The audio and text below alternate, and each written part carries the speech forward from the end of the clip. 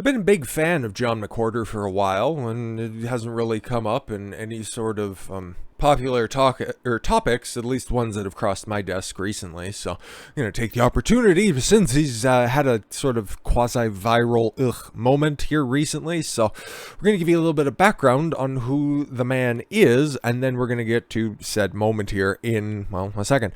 Left harms black people with woke anti-racism dogma, says U.S. academic John McWhorter. Where's the lie?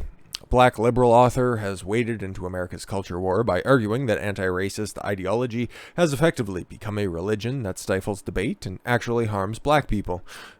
Pretty much, if you've seen some of those murals with angel wings for George Floyd or Breonna Taylor or Ahmaud Arbery, it's looking fairly religious. So to call it a religion or a cult, I don't know. I think cult's pretty fun. I just don't really think they have enough cups of grape Kool-Aid to go around.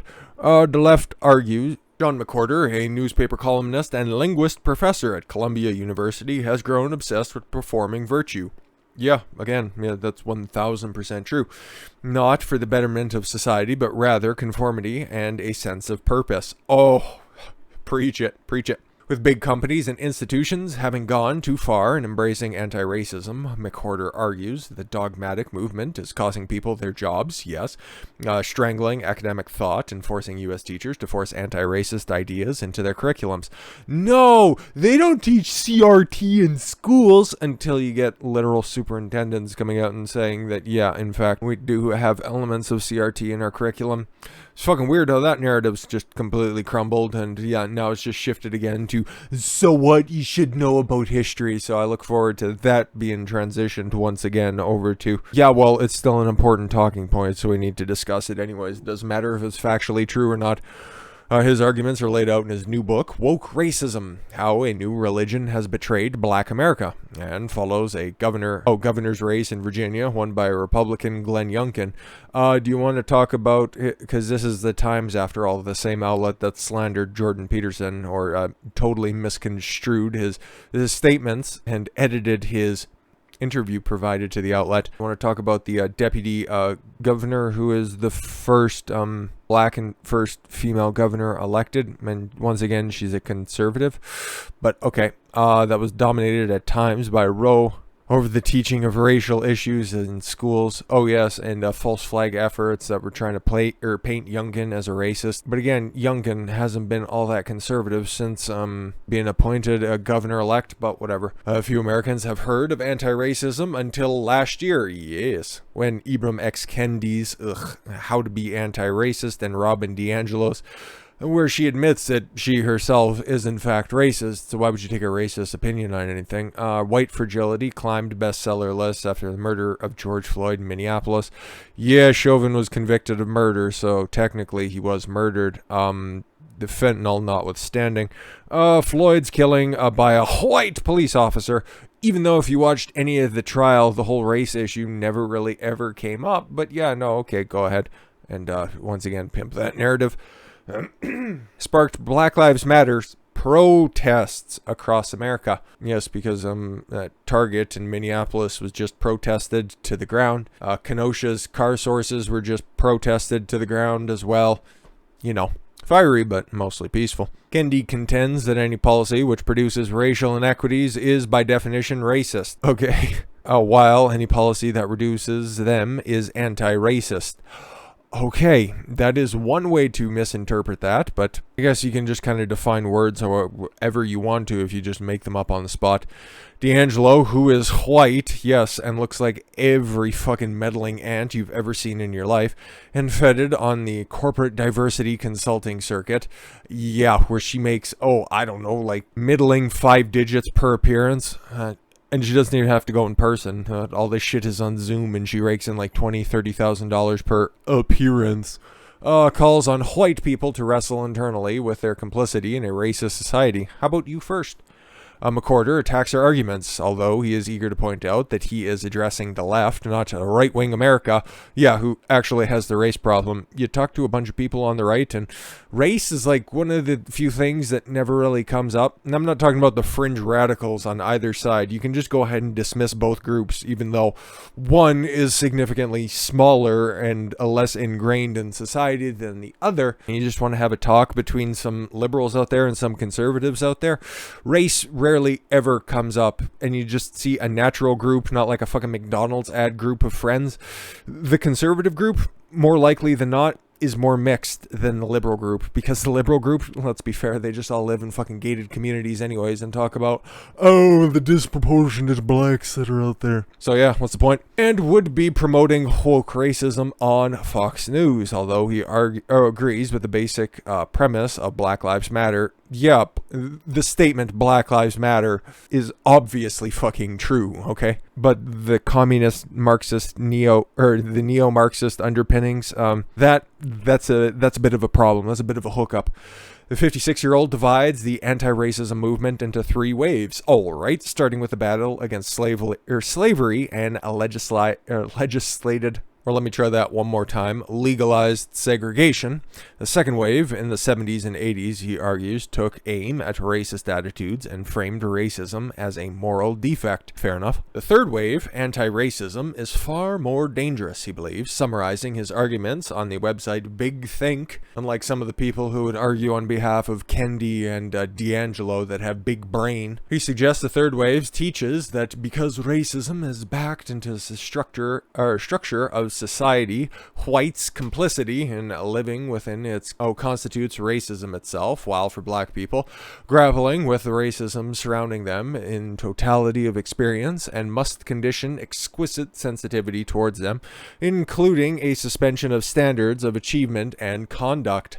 That's pretty damning. It follows, he claims, that all who are deemed insufficiently aware of their culpability require condemnation and ostracization.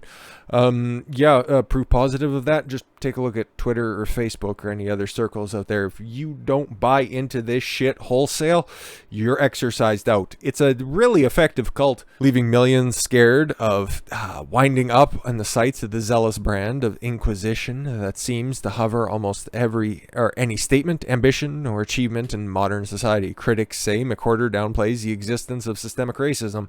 Point to something that's systemically racist. Oh, wait.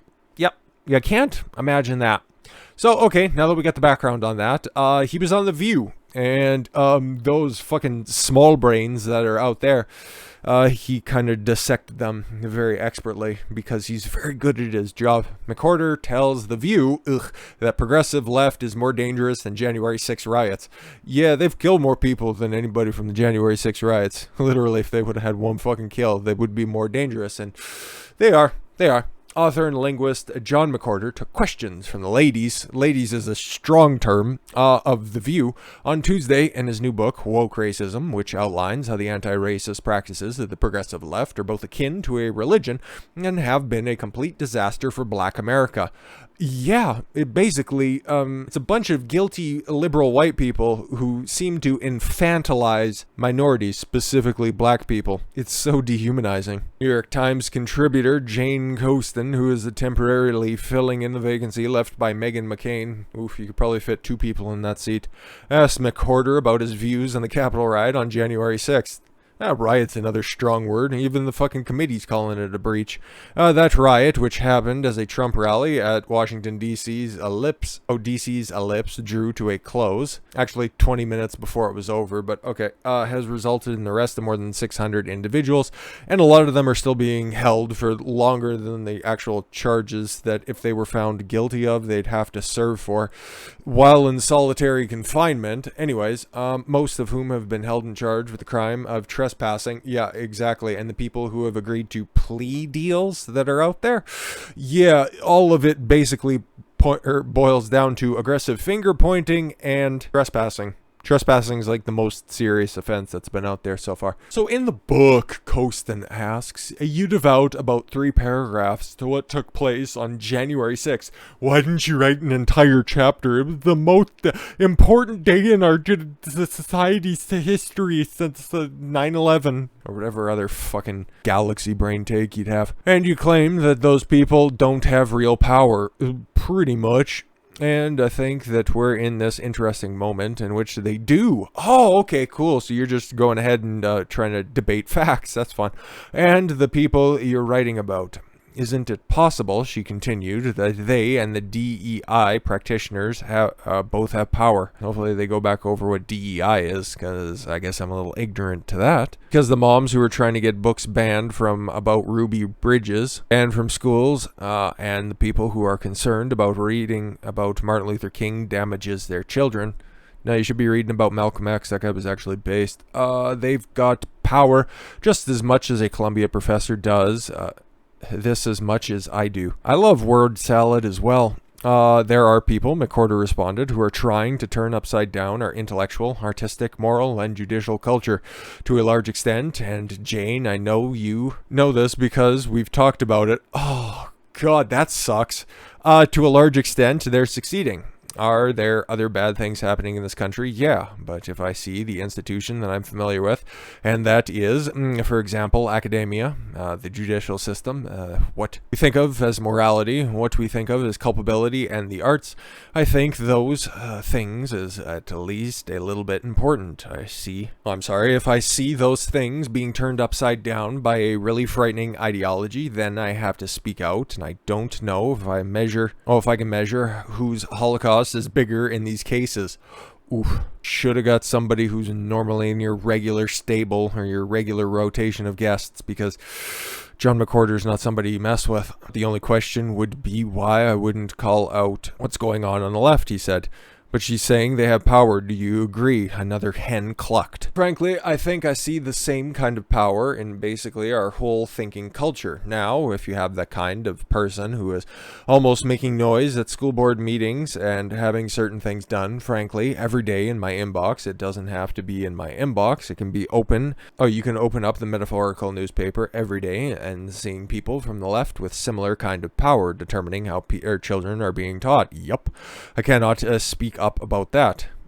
Oh, I can't not speak up about that. Double negative. Co-host and aspiring Jabba the Hutt impressionist Whoopi Goldberg jumped in, bringing up the U.S. Congress. Oh boy, brace yourself for this fucking 300 IQ take. I mean, you look at that, you hear the stuff they're saying. What's your take on that? Thanks, Whoopi. You add so much. Because, at some point, someone's going to have to admit that there's an issue with race in the country. Not from the perspective that you'd like to bring up, but alright, I'll let you continue. We have to come to terms with that. Part of the problem is there's too many pockets. Say, well, that's not really what's going on. When it is, she said to applause, because they also have the same fucking applause sign for the audience that Bill Maher does for his shit show. What are the terms, like you say, America has to come to terms with, McWhorter asked. I don't know what you mean. Oh, what that would mean. Now, if I'm not sure we have that long to wait. Interesting. Well, we do, Goldberg said. We have to because we can't seem to get waiting for that. There are issues in banking. What the fuck? Now you're going off on a tangent. In living quarters where you keep the help? What the fuck are you talking about? In how we are dealt with just as people. Oh, she's trying to relate on a black level. I get it. It's not going to work though. You're gonna run up against a wall even harder than the one that you hit back in like 96. As people that are signaling, you're not playing equal. You're not equal to me. Oh, and two, because we always say, well, listen, maybe that's not what they meant, but what happens when it is what they meant, or they mean? Sure, but this is the thing, McWhorter said. We are taught that until America understands all of these imbalances are real, I don't like any of that stuff either, and we keep talking about it. Until that's gone, we can only get one foot in the door. We're the first group of human beings in history of our whole species, 3,000 years. I don't think that humans have been around for 3,000 years. Nah, joke. Where are the ideas that, is that until everybody has this great understanding that we've stanched, we can only get so far. In his book, Woke Racism, McWhorter, who refers to the progressive leftist ideologues who push anti-racism as the elect, interesting, said that they're trying to change society. One of the things that he says is that the elect are using to change society as the narrative surrounding the January 6th riot at the Capitol.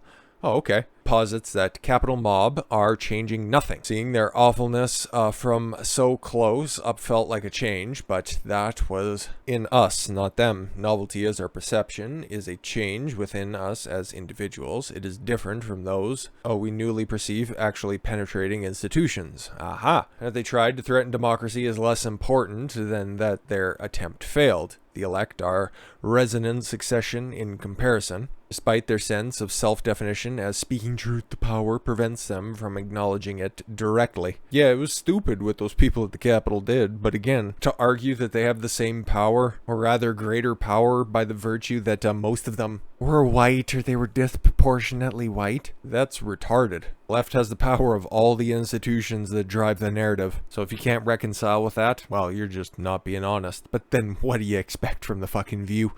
Let's talk about the NBA next. Speaking of another corrupt institution, because they're really having another fucking real one, and that's for true. With that said, guys, I thank you all very much for the gift of your time. I've been Don Consuelo. I want you to follow your gut and get after it. Take care, everyone.